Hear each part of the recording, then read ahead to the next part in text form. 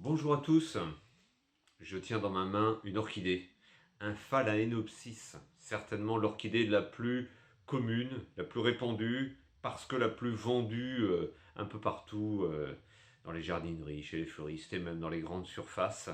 Eh bien j'ai récupéré celle-ci, un peu laissée à l'abandon après les fêtes, la pauvre malheureuse, et vous voyez, sa hampe florale a totalement séché.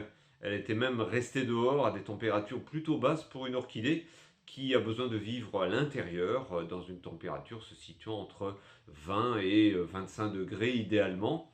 Comme vous le voyez derrière, près d'une belle source lumineuse, c'est important pour elle.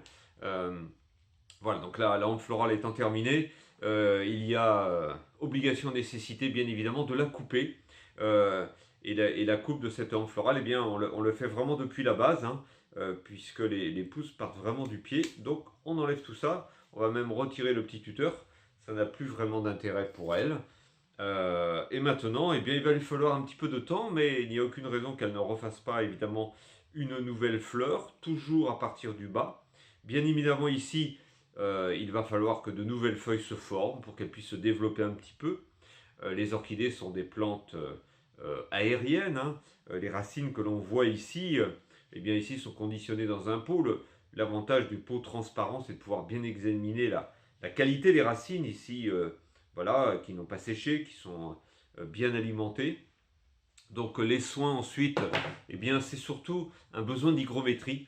Donc le fait d'avoir un petit vaporisateur avec une eau non calcaire, ici c'est de l'eau de pluie à température ambiante, eh bien on va la vaporiser. Mais on ne vaporise pas par-dessus, on va vaporiser par-dessous. Voilà.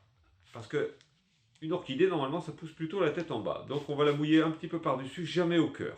Voilà, et ça, on peut le faire un petit peu tous les jours, ça leur fait énormément de bien. Ensuite, l'autre soin indispensable, c'est d'amener un fertilisant. Ici, j'utilise un fertilisant soluble qui se mélange à l'eau, qui est 100% organique, donc naturel, et c'est quand même beaucoup mieux. Donc ça, on le mélange à l'eau, et l'arrosage se fait par-dessus. On essaye de bien, voilà, que l'eau puisse bien s'écouler pour bien humidifier les racines. Un arrosage par semaine en moyenne. L'engrais, le fertilisant environ tous les 15 jours. Et puis, moi, je mets mes petites orchidées dans une coupelle, vous voyez, avec des petits gravillons au fond.